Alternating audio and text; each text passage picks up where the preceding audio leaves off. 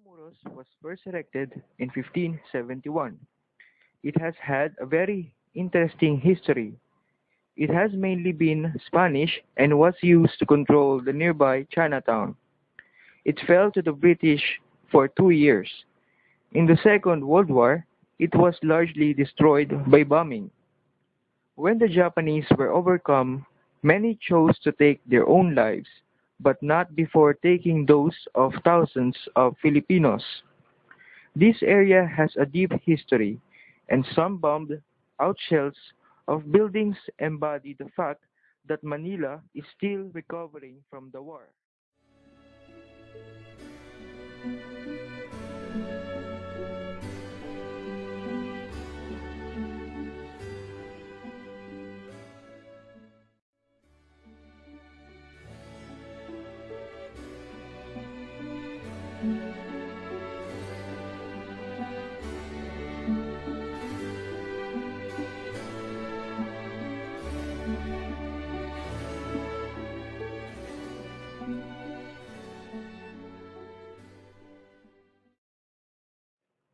Before the American colonization, entrance to the city was through 8 gates or puertas, namely Puerta Almacenes, Puerta de la Aduana, Puerta de Santo Domingo, Puerta Isabel II, Puerta del Parian, Puerta Real, Puerta Santa Lucia, and Puerta del Postigo.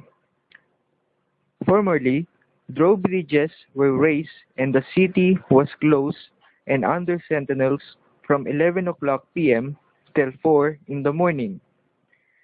It continued so until 1852, when, in consequence of the earthquake of that year, it was decreed that the gates should be open night and day.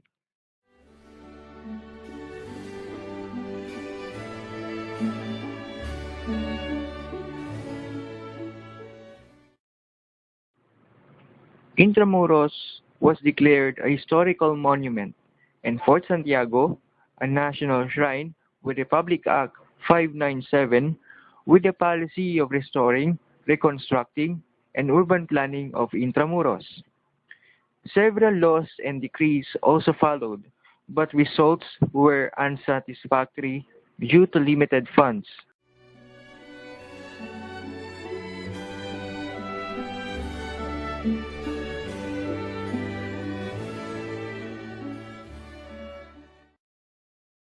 Intramuros is the only district of Manila where all the Spanish-era influences are still plentiful.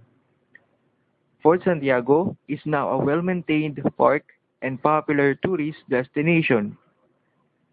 Adjacent to Fort Santiago is the reconstructed Maestranza Wall, which was removed by the Americans in 1903 to widen the wharves, thus opening the city to Pasig River. One of the future plans of the Intramuros administration is to complete the perimeter walls that surround the city, making it completely circumnavigable from the walkway on top of the walls.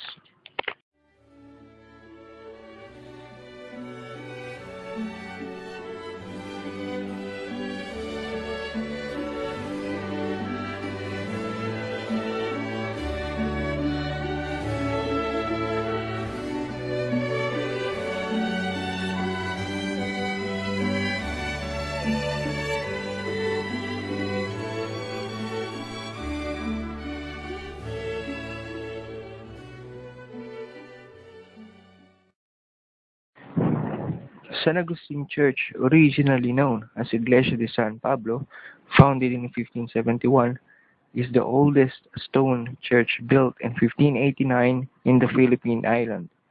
It is administered by the orders of St. Augustine, Augustinian friars.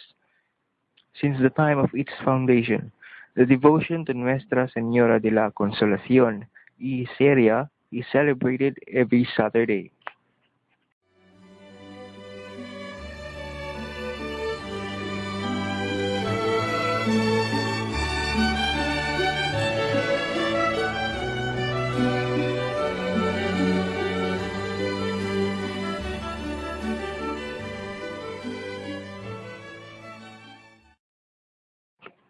We are now here at the Capilla de Legazpi. Here lies a Basque captain and mariner, a Spaniard of whom destiny made a conquistador. Although his calling was that of a man of peace, Spain pays homage to the memory of Legazpi and to the order of St. Augustine, which in this historic temple has preserved through the centuries the validity of the mission which brought Legazpi and Urdaneta to this island. This tomb is located in the easternmost chapel of the St. Augustine. He is the first founder of the city of Manila. Miguel Lopez de Legazpi was also known as El Adelantado, a vast Spanish navigator and governor who established the first Spanish settlement in the East Indies.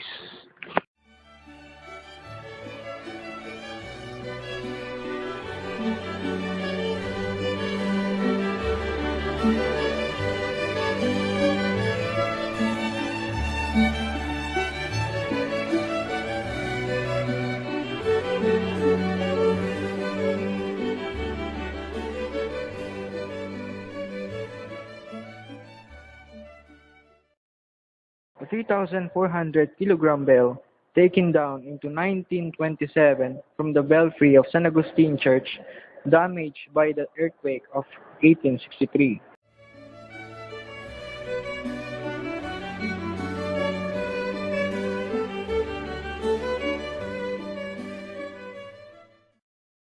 The Escalera Principal, the main stairway leading to the second floor of the monastery and choir loft, is 30 meters high. Its 44 steps are granite blocks.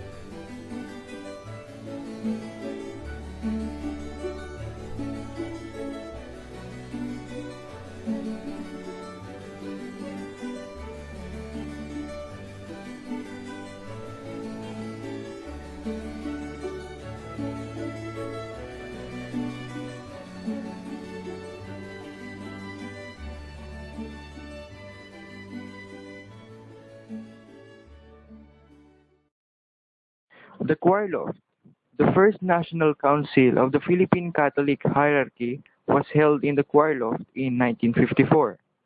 There are 63 seats made of Nara, with Molaves inlays in every elaborate relief.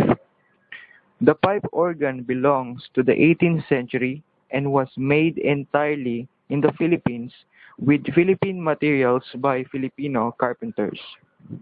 Behind the pipe organ is the original Mexican painting done on the wall of the church. The oratory at the entrance to the choir has a Baroque altar.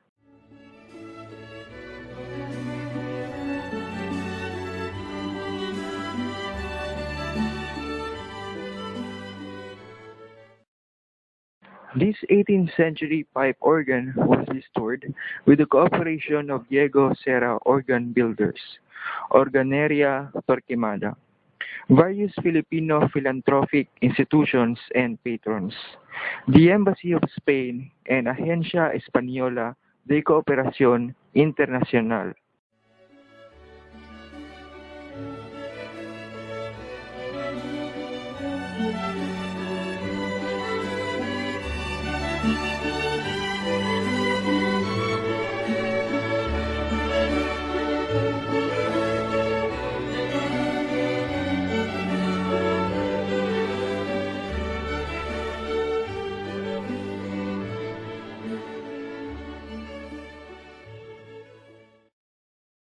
This is the music room. Old and new parts of the 18th century pipe organ and harmonium of Maestro Marcelo Adonai are displayed here.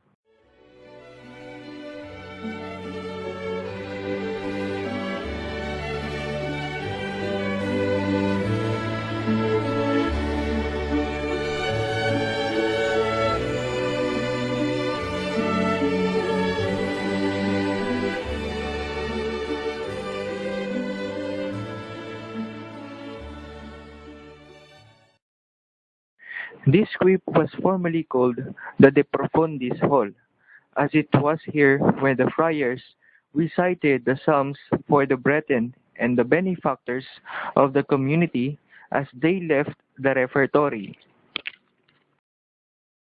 The remains of Pedro Paterno and Pedro de Tavera was transferred to other memorial facilities.